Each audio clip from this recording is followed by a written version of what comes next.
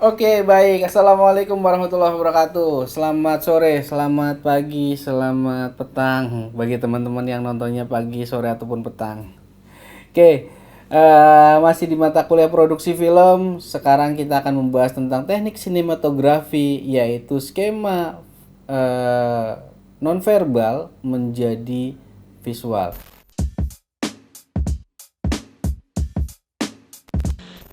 Tema tulis menjadi tema yang nanti akan kita visualkan.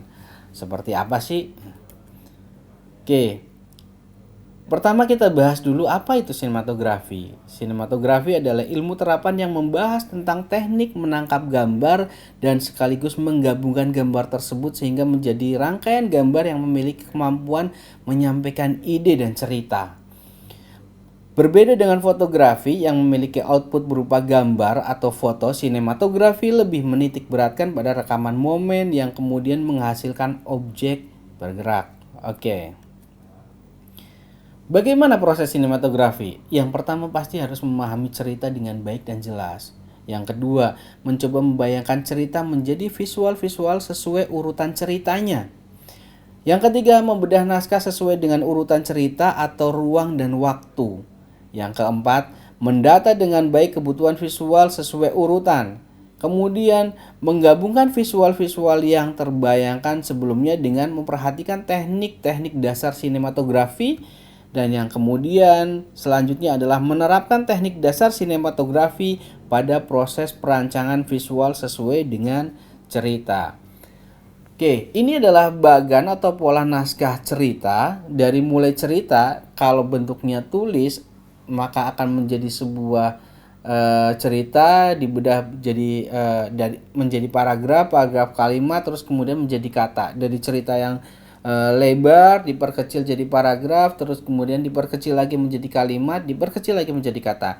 Dari cerita, kalau film, cerita atau skenario ini diperkecil menjadi babak atau sequence, terus kemudian diperkecil lagi menjadi scene, kemudian menjadi sebuah shot. Urutannya seperti itu. Oke. Coba ya kita baca dengan baik cerita berikut. Ini pakai bahasa Jawa nih. Yo, Kediri besok bakal petuk Pawel. Sorry, maaf. Kita ulang sekali lagi. Yo, Kediri besok bakal petuk piwalesku sing mak keping-keping, yaiku Kediri bakal dadi kali, Blitar dadi latar, lan Tulungagung dadi gedung. Itu adalah janji Lembu Sora. Kisah ini Kisah ini bermula dari kecantikan yang tersohor Ayu Pusparani, putri Raja Brawijaya, penguasa tahta Majapahit. Mendatangkan para pelamar, sayangnya yang datang tak sesuai harapan. Tak enak menolak, maka cara sulit diterapkan. Tak beda dengan kisah Roro Jonggrang dan legenda Candi Prambanan, namun dalam legenda Gunung Kelut, pelamar sang putri ini masih pula bukan manusia. Dia makhluk berkepala lembu, itulah yang disebut dengan Lembu Sora. Jadi yang tadi mengucapkan janji itu adalah Lembu Sora. Kalau dalam bahasa Indonesianya kira-kira begini. Iya, Kediri akan menerima balasanku yang berkeping-keping, yang lebih banyak. Yaitu Kediri bakal menjadi kali atau menjadi sungai, Blitar akan menjadi latar, terus lan itu dan Tulung Agung menjadi gedung-gedung itu kayak semacam sungai. Itu janji Lembu Sora tadi. Oke. Terus kemudian tak dinyana Lembu Sora ini punya kekuatan dan kemampuan untuk mewujudkan syarat-syarat yang tadi diajukan oleh sang putri ketika akan mencari si pelamar yang akan menjadi pasangan hidupnya. Waktu itu dibuatkan syaratnya adalah pembuatan sumur sangat dalam hanya dalam waktu semalam, dan ternyata Lembu Sora bisa. Oke, kita lanjutkan. Melihat perkembangan yang menggembirakan, sang putri pun menangis karena Lembu Sora berhasil menggali sumur tersebut dalam waktu 1 malam. Ayahnya dalam versi kisah yang manapun kemudian memerintahkan para prajurit untuk menimbun Lembu Sora yang masih terus menggali sumur persyaratan untuk menjadi suami dari putri tadi. Batu demi batu dimasukkan ke dalam lubang sumur menjadi sebentuk bukit menyembul karena ada Lembu Sora di dalamnya. Saat batu dilemparkan, Lembu Sora masih memohon untuk tidak ditimbun. Begitu menyadari bahwa permohonannya akan sia-sia, keluarlah sapatan sebagaimana menjadi kutipan di atas tadi. Sejak saat itulah legenda Gunung Kelut dan kedahsyatannya, letusan maupun dampaknya mengemuka. Oke, terus kemudian bayangkan visual-visual dari cerita tadi di atas. Yang pertama adalah sebuah cerita legenda dari Jawa Timur. Yang kedua mengenai cerita legenda dari Gunung Kelut. Yang ketiga ada tokoh Dyah Ayu Pusparani dan Raja Brawijaya dan juga Lembu Sora. Terus kemudian di situ ada apa lagi? Ada prajuritnya pastinya yang disuruh untuk mengubur Lembu Sora di dalam sumur. Apalagi coba teman-teman sambil digali ya. Kita terus dulu. Selanjutnya adalah membedah cerita menjadi sekuen atau scene dan menjadi shot. Tadi misalnya scene pertama, naskah persinnya misalnya kisah ini bermula dari kecantikan yang tersohor Dyah Ayu Pusparani, putri Raja Brawijaya, penguasa tahta Majapahit. Scene-nya seperti itu naskah persinnya. Terus coba kita bedah kebutuhan visualnya apa sih?